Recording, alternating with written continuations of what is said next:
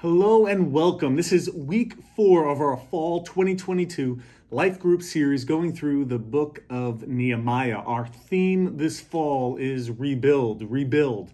That with God, it is never too late for a new beginning. That God is in the work of changing our lives. That God is in the work of bringing beauty and order where there is chaos and disorder. That God rebuilds from the inside out our lives, our families, our church, our world. We could hope in him for this. We could hope in the resurrected Son ultimately for this. And today we're continuing our look into chapter 4 in Nehemiah. The first several chapters have been leading up now to the point of action out there in the field, and now the opposition that comes. Remember, Nehemiah has done all that internal work. He has prayed to God. He has humbled himself. He's sought after the Lord in prayer. He has been readying himself to have a plan of action. He lays it out. He seizes the moment, and now he's in the midst of the work. And in chapter 4, Nehemiah is confronted with something that all of us experience in our life, no matter what our background, no matter what our relationships, our responsibilities, our jobs. Nehemiah faces opposition. You see, it has led up to such a wonderful point. Think of this. Nehemiah has the king in his corner financially, with political clout, even with the resources to get there in the time that's needed. He goes back to Jerusalem. He surveys the property. He realizes the struggle. He begins the work. And now, opposition? You know, many of us in our life, when we begin rebuilding efforts, perhaps it's our marriage. Perhaps we finally sit down with our wife or our husband and we got to share with them the things that are going on, the brokenness, the ways that we need help. And then we realize after time that it gets hard to keep at it. That there's things internally and externally, opposition and doubt, that makes it hard to push forward. Well, in chapter 4 of Nehemiah, we see a real master class on facing opposition. Opposition from without and opposition from within.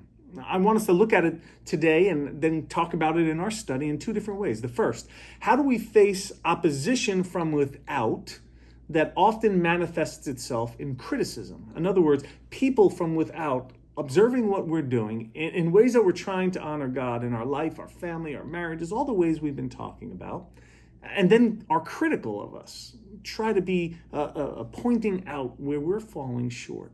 Have you faced criticism? Some of us heard a lot of criticism as a child growing up, and even maybe though it's decades later, we still hear in our voices, a voice in our ear, in our head, of ways that we don't measure up. And this is exactly what's going on through Sanballat, who was most likely the governor of Samaria, an area just north of where they are there in Judah. And he says to them in chapter 4, verse 2, "What are these pathetic Jews doing? Can they restore it by themselves? Will they offer sacrifices? Will they ever finish it? Can they bring these burnt stones back to life from the mounds of rubble?" You hear it? You hear the biting, critical words? Who are these people? It's a personal attack. It's very personal. He says that what these pathetic Jews, what do they think they're doing? It's personal. He says, then can they restore it by themselves? It challenges their ability. He says, will they offer sacrifices? That's an interesting question. Here it's challenging their motives. What is their ultimate purpose? Is it just to have a wall in a city? Or will they be genuine in their worship to God? Will they finish? Will they have the ability to make it happen? Can they bring these burnt stones to life? Is their mission one that they're even capable of accomplishing? Criticism, it gets personal. Criticism, it challenges our competencies. Criticism, it challenges our motives.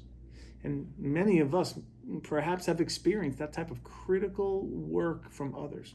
Perhaps it's a relationship in the past, maybe years ago, a brother, a sister, a colleague that has been broken down and struggling. And years later, you've circled back around and you're trying to get things right. You're humbling yourself before God, and yet You're facing criticism. Well, what's your motive now? Why didn't you do this years ago?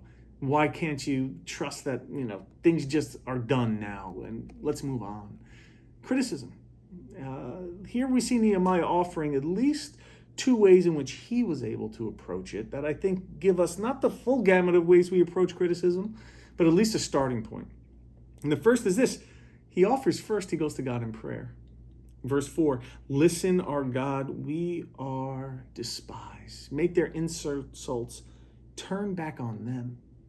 Lord, don't let their guilt go unpunished. Interesting. He faces criticism.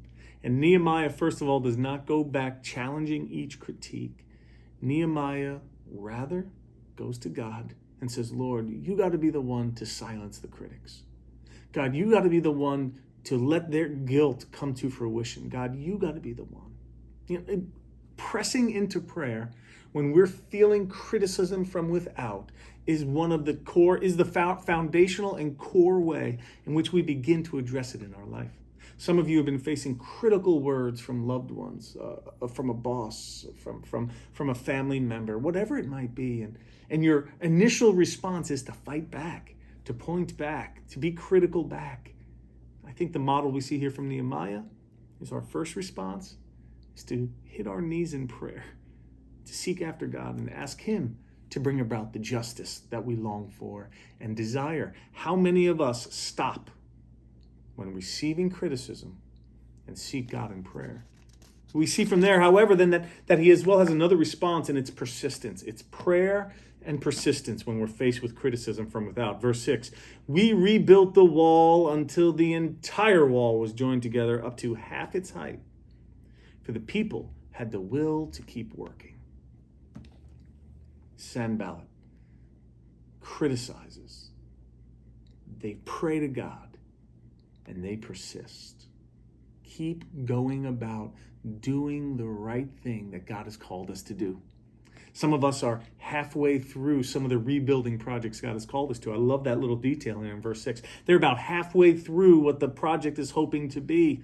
And it's just at that time when you've given all this time and energy and effort where it would be easiest now to give up. But yet Nehemiah encourages the people, we must rebuild. Let's keep building. Yes, we're going to face criticism. It does not end, as we know throughout the rest of the story here. It's going to continue to come. But when we are in this together, we continue to face the challenge. Some of us know that we are obeying God in decisions we've made for our moral choices, for our words and our actions and how we're spending time and resources. Don't give up in doing good, like the scriptures say. Do not get weary of doing good. Persist. So, opposition from without manifests itself in the form of criticism. Be prayerful and be persistent. Do not give up on the good. But then as well, we see that there is criticism from within, and a better way to talk about it is discouragement. That those that are there in the land, the Jewish people that are part of this rebuilding effort, they find themselves discouraged. And in verse 10, we have an interesting little section. In fact, it's if you read in your Bible the way that they set it off in the font, it's usually set off in a different way, like it's part of either poetic literature or some kind of proverb or song that might have been sung. This might have been a little ditty that they would be singing as they're rebuilding the wall, and it's kind of discouraging. It says, in Judah it was said, the strength of the laborer fails. Since there is so much rubble, we will never be able to rebuild the wall. Discouragement.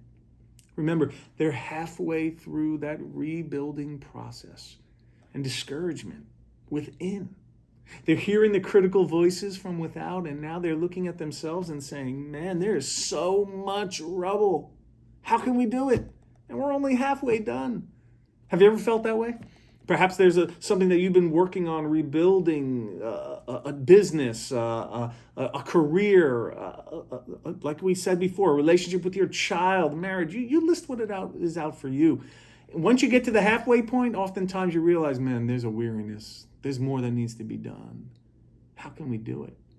And so we see here Nehemiah give them a master class on addressing discouragement from within as well. While in verse 12, they say, everywhere we turn, they attack us. He says, I station them by their families with their swords, their spears, and their bows. I unified them. He says it then in verse 14, don't be afraid. Remember our great and awe-inspiring God. Fight for your countrymen, your wives, your homes. He unifies them and he focuses them. How do we face discouragement? How do we face discouragement in our own life? We unify alongside others that are like-minded in the same common mission to encourage and remind each other that we're not alone. Some of us are facing discouragement and we can't have victory over it because we're trying to address it in our own mind, our own power, our own strength. I think we see here from Nehemiah the encouragement, the reminder, unify around that mission and stay focused. Remember how great and awe-inspiring God is and fight together. And we see lastly that he continues to rally them around this point. In verse 20, it would become a mantra they would say as they were rebuilding these walls, our God will fight for us. We rally each other around the truth and the promises and the goodness of God. Nehemiah, when faced with discouragement, brings the people together, focuses them on the task, on their trust in God, and reminds them that he will fight for them. Some of you are facing discouragement today.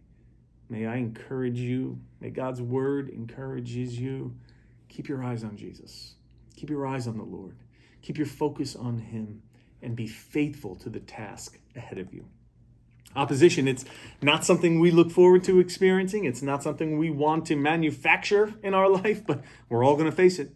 The opposition will come from without. Criticism. Will you be prayerful? Will you persist? The opposition will oftentimes come from within, even within our own hearts.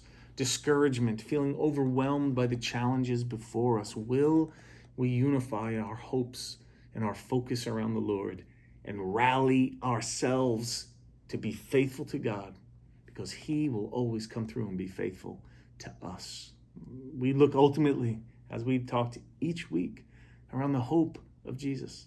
That Jesus, even in the midst of all the criticism and pain and even discouragement he experienced in the garden, that he kept his eyes resolute on the Lord and his presence and the Father's power in and through him and the Spirit's work in his life to strengthen him for the task ahead.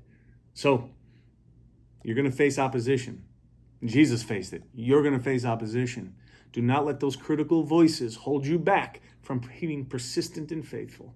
And don't let that discouragement from within keep you from keeping your focus on God and what he's called you to do. Keep rebuilding. Keep rebuilding. Hand me another brick as we continue to rebuild our lives, our church, our families together. Trust him. He's faithful. Because as we've been learning with God, it is never too late for a new beginning.